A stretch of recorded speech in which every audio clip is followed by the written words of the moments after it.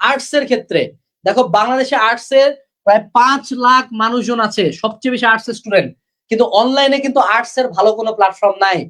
তোমাদের সাবজেক্ট কিন্তু অনেক, বাপরে বাপ ভাই, আর্টস নিয়ে চিন্তা করলে ভাই পৌরনীতি, সুশাসন, যুক্তিবিদ্যা, মনোবিজ্ঞান, সমাজবিজ্ঞান, সমাজকর্ম, ইতিহাস, ইসলামের ইতিহাস, সমস্যা নাই যেই সাবজেক্টে তুমি নাও না কেন। আমাদের এখানে 13টা সাবজেক্ট আছে, 13টা সাবজেক্ট, এবং পুরা প্যানেল হলো ঢাবি, পুরা প্যানেল হলো ঢাবির আর্টস অনুষদের। তারা তোমাকে একদম বেস্ট অফ দ্য বেস্ট দিবে। সো যারা আর্টস এর এনরোল করতে চাও, আমি তোমাকে চ্যালেঞ্জ করে বলছি, অনলাইনে কারো কাছে কিছু নাই। এবং রকমারির ইতিহাসে সেকেন্ড মোস্ট সেলিং বই হিউম্যানিটি সাজেশন উইথ সলিউশন। আমি জানি আর্টস এর পোলাপান সাজেশন চাও, লাস্ট মোমেন্টে পড়তে চাও, তুমি বেশি পড়ার ইচ্ছা থাকলে তো আর্টস আসবে না। সেই সাজেশন উইথ সলিউশন কোর্সে অ্যাড করা আছে, তোমাদেরও মাস্টার প্ল্যান রুটিন দেওয়া আছে কোর্সের সাথে। আর্টস এর সাবজেক্ট গুলার ক্ষেত্রে প্রত্যেকটার বিভিন্ন উপায় আছে। আমি যে সাবজেক্ট রাইটার গুলোর নাম বলে দিই: অর্থনীতি রণজিৎ কুমার নাথ, পৌরনীতি লেকচার পাবলিকেশন অথবা মোজাম্মেল হক, ভূগোল লেকচার পাবলিকেশন, মনোবিজ্ঞান যোগেন্দ্র কুমার মন্ডল, এর পরবর্তীতে সমাজকর্ম আতিকুর রহমান। আমাদের আলাদা একটা চ্যানেল আছে, হালকেনস্টাইন হিউম্যানিটিজ এন্ড বিজনেস স্টাডিজ, সেই চ্যানেলটাতে সাবস্ক্রাইব করে ফেলবা।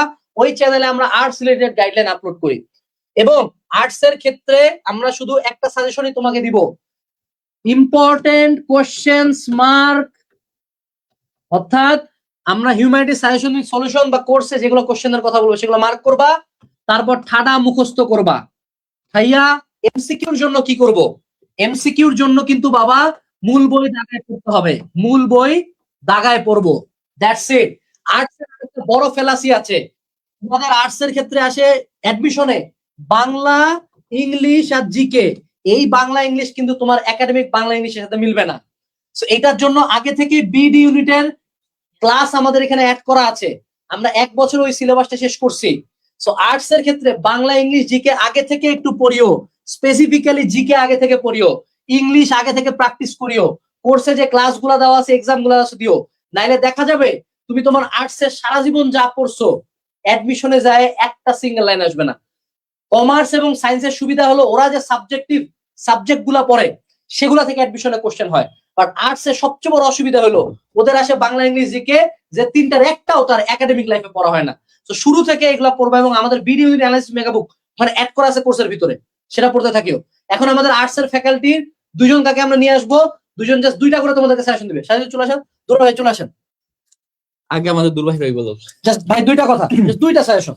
আচ্ছা, 2টা সাজেশন বলতে গেলে পড়ার ভিতরে থাকতে হবে। আর নাম্বার 1 হচ্ছে আমরা এমন ভাবে পড়বো, আর্টস মানে যে বাংলা, ইংলিশ, অ্যাডমিশন এটা লাগে, তো বাংলাটা এমন ভাবে পড়বো যে এর বাইরে তো প্রশ্ন আসবে না।